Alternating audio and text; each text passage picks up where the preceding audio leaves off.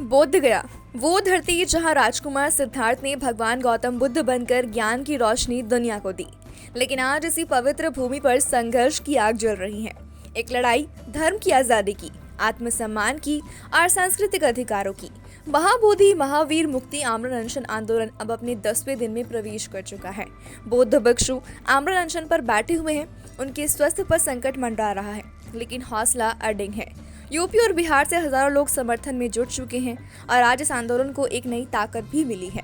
जब राजद विधायक सतीश दास आंदोलन स्थल पर पहुंचे और अपना समर्थन दिया। आखिर क्या है इस आंदोलन की असली वजह? क्यों बौद्ध भिक्षु आमरण अनशन पर बैठे हुए हैं और क्या ये संघर्ष सिर्फ धर्म का है या राजनीति भी इसमें अपनी भूमिका निभा रही है?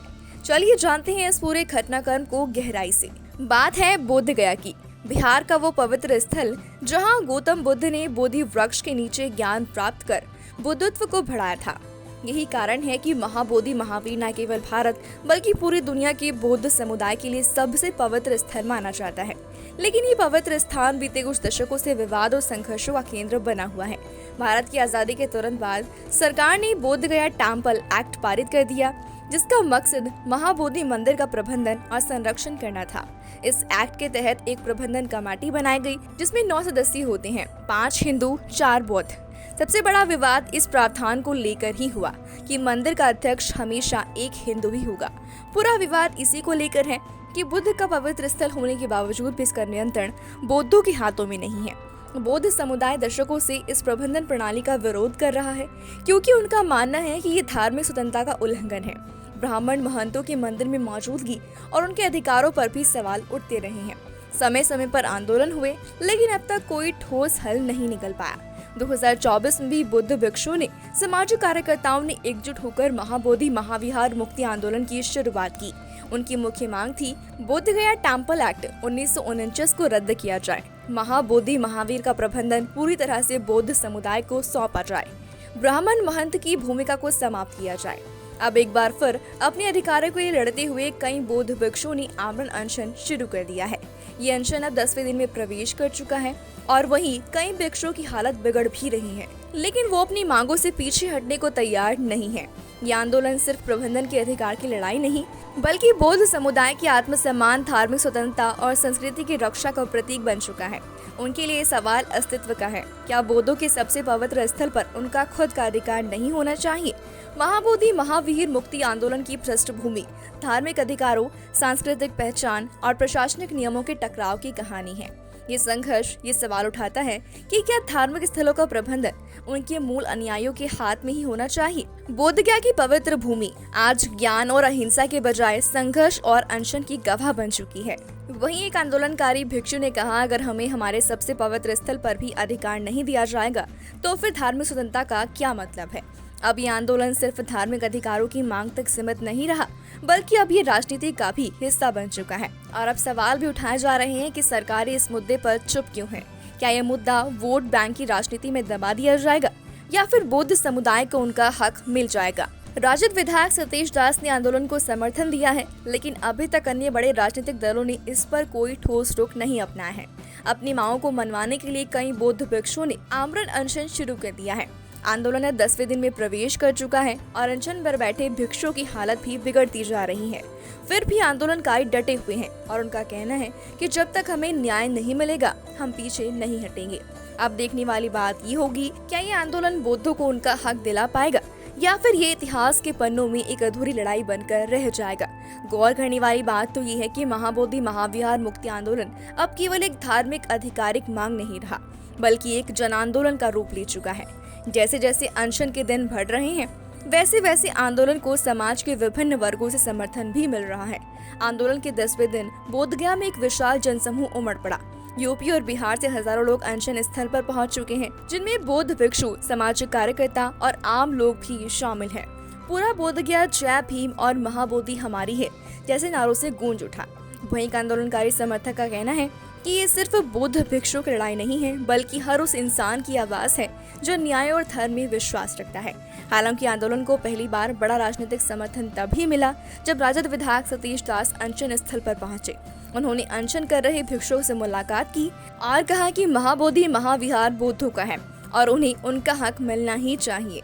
हम इस आंदोलन के साथ हैं और सरकार से मांग करते हैं कि जल्द से जल्द समाधान निकाला जाए। उनका समर्थन आंदोलनकारियों ने नई ऊर्जा लेकर आया और राजनीतिक हलकों में हलचल मचा दी। हालांकि सतीश दास के समर्थन के बाद आंदोलन को चर्चा मिली है, लेकिन वहीं बाकी बड़े राजनीतिक दल अब भी चुप्पी साधे हुए हैं। आंदोलनकारियों का आरोप है कि चुनावी राजनीति में बौद्ध समुदाय को अक्सर अनदेखा कर दिया जाता है और इसी के साथ ही आंदोलनकारी भिक्षु ने कहा कि हम सरकार से पूछते हैं, क्या हमारी धार्मिक स्वतंत्रता वोट बैंक से कम है?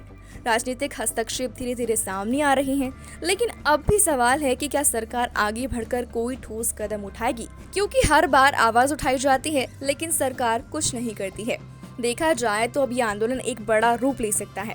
बौद्ध समुदाय का आरोप है कि चुनाव के दौरान उनकी आवाजें अनसुनी की जाती हैं और राजनीतिक दल सिर्फ और सिर्फ अपने वोट बैंक के बारे में सोचते हैं, न कि उनके धार्मिक और सांस्कृतिक अधिकारों के बारे में। बौद्ध समुदाय का कहना है कि चुनावी राजनीति के दौरान हमेशा उनकी उपेक्षा की जाती है। चुनावी वादों में बौद्ध समुदाय के मुद्दे न तो प्रभावी तरीके से उठाए जाते हैं और न ही उनके धार्मिक स्थलों की सुरक्षा और प्रबंधन के अधिकार पर चर्चा होती है। और अब उन्हें लगता है कि राजनीतिक दल सिर्फ हिंदू वोट बैंक को ही तवज्जो देते हैं और बौद्ध समुदाय की धार्मिक स्वतंत्रता पर कोई ध्यान नहीं दिया जाता है। वही एक बौद्ध नेता का कहना है कि हमारा सवाल ये है कि चुनाव के समय हमारे मुद्दों को क्यों नहीं उठाया जाता।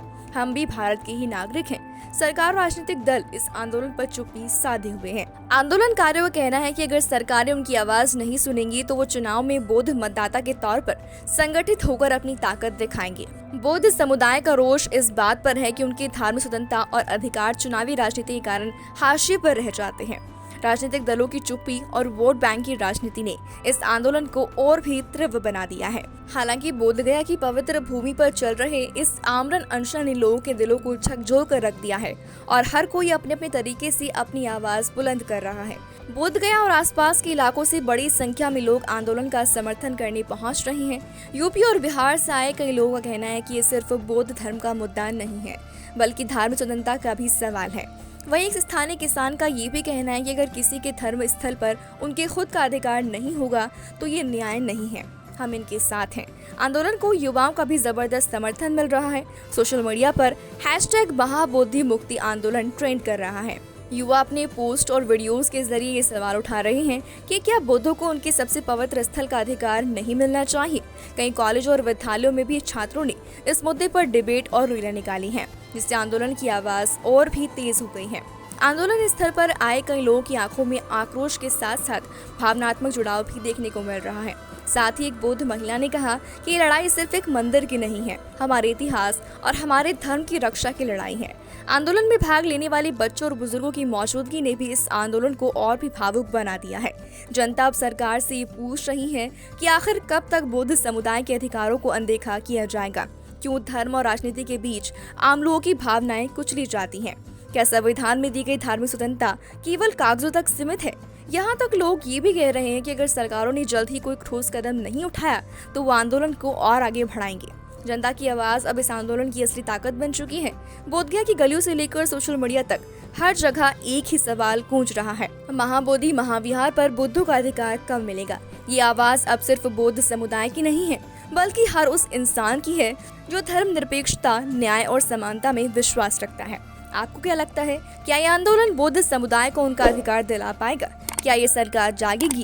और सबसे अहम, कब तक धार्मिक स्वतंत्रता राजनीति की शिकार बनती रहेगी? अपनी राय कमेंट बॉक्स में बताएं। फिर मिलेंगे हम आपसे एक नए मुद्दे और नई कहानी के साथ। वीडियो अगर आपको अच्छा लगा हो तो वीडियो को लाइक एंड शेयर कर दें। साथ ही हमारे चैनल डीपली अध्ययन को सब्सक्राइब कर लें। शुक्रिया।